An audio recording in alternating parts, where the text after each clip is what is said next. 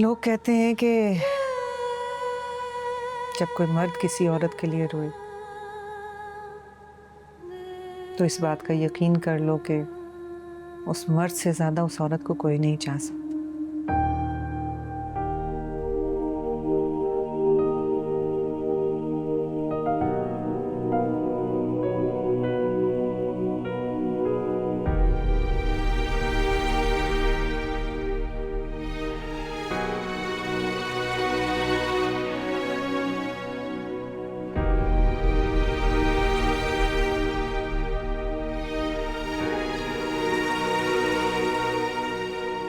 क्या हुआ? क्या कहा उसने?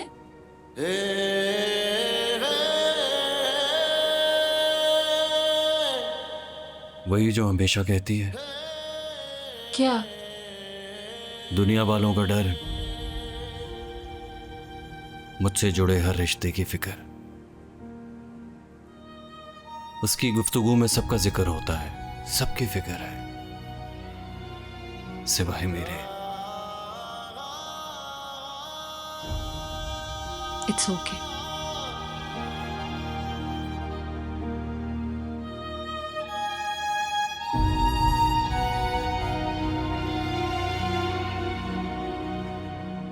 जैन, जैन बात तो सुनो। जैन,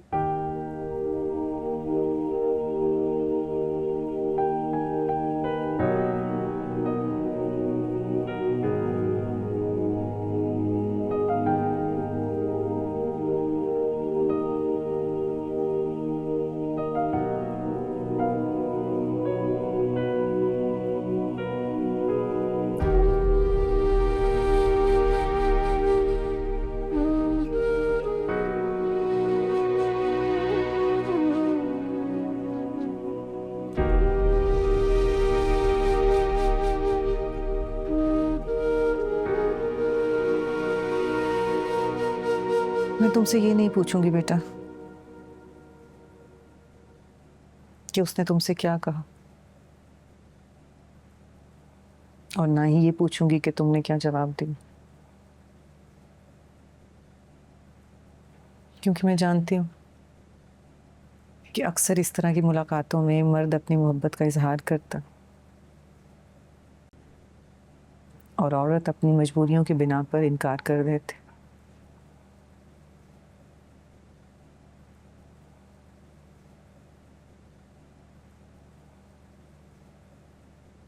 लेकिन तुम्हारा इस तरह सर झुकाना मुझे तशवीश में मुब्तला कर रहा है।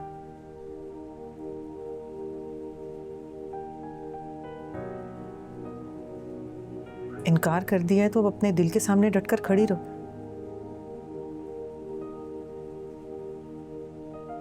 लेकिन तुम्हारे यूं सर झुकाने से लग रहा है कि तुम्हारे दिल में चोर है। नहीं अम्मी,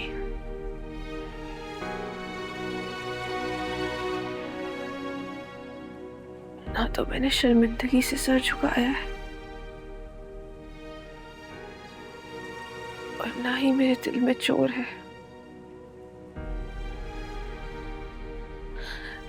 मैं तो बस हैरान हूं। किस बात पर?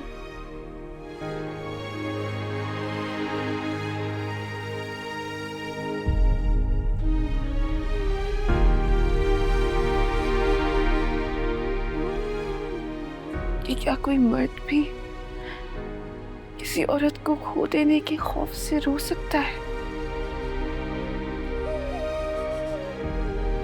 रो सकता।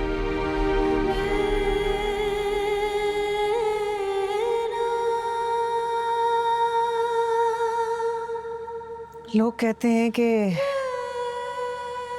जब कोई मर्द किसी औरत के लिए रोए तो इस बात का यकीन कर लो कि उस मर्द से ज्यादा उस औरत को कोई नहीं चाह सकता।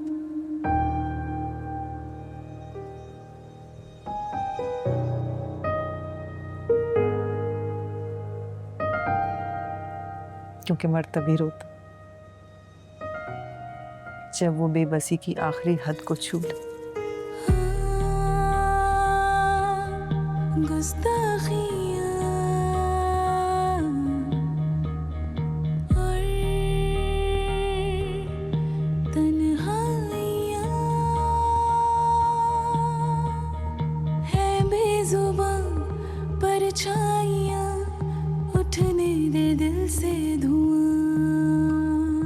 बहकी हुई चले जब हवा, बढ़ती है बेताबियाँ, दर्द मोहब्बत समझ आए तो सुलगने में आए मजा, उफ ये मोहब्बत है संग दिल बहुत, तड़पने में भी है नशा, बरसों बरसों खाली नैना,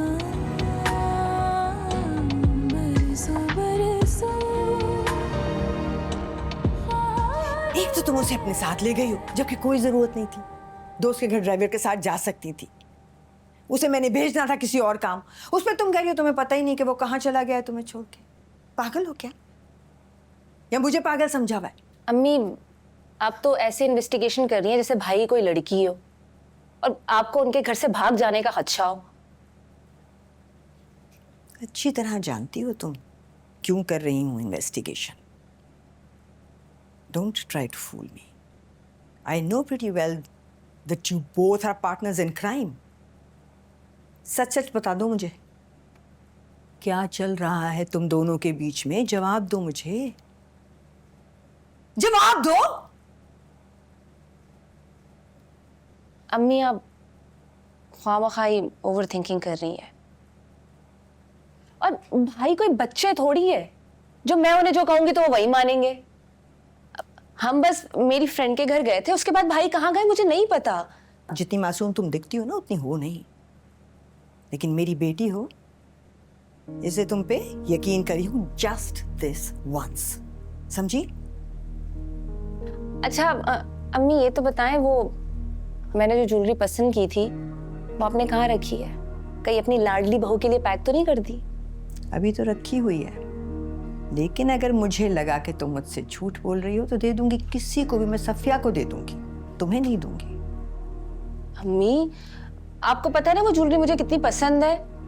और आपको पता है ना मुझे आपका झूठ बोलना कितना नापसंद है। अम्मी प्लीज ऐसा नहीं करे ना। अलीज़े, मुझे ये ना पता चले कि तुम कोई चालाकियां कर रही हो behind my back. Just be very careful. पक्का नहीं करती अब, प्लीज। हाँ प्लीज।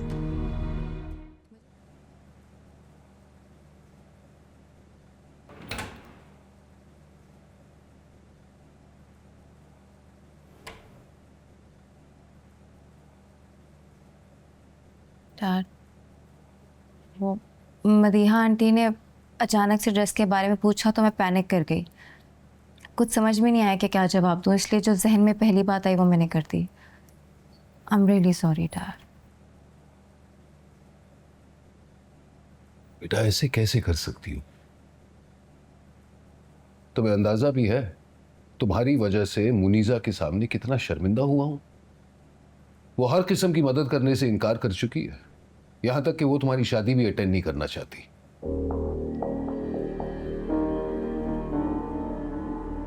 बेटा बेटा मेरी समझ में नहीं आ रहा तुम किस गुमान में हो। आखिर तुम समझ क्यों नहीं रही?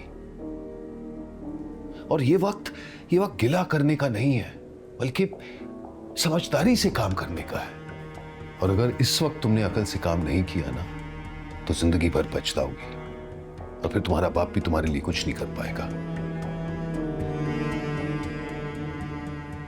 बेटा, मुनीजा ने एक शर्त रखी है कि अगर तुम मदीहा आपा के सामने उससे माफी नहीं मांगती तो वो शादी अटेंड नहीं करेगी और ना ही कोई फाइनेंशियल हेल्प देगी। और शायद ये मुझे बताने की जरूरत नहीं है, लेकिन इस वक्त मुनीजा से किसी भी किस्म की दुश्मनी मोल लेना समझदारी वाली बात नहीं है, क्योंकि ये सिर्फ तुम्हें अफेक्ट करेगा। बाकी फैसला तुम्हारा है, या तो अपनी अना बचा लो या अपनी शादी। लेकिन जो भी फैसला करना है ना, जल्दी करो, ज्यादा वक्त नहीं है हमारे पास।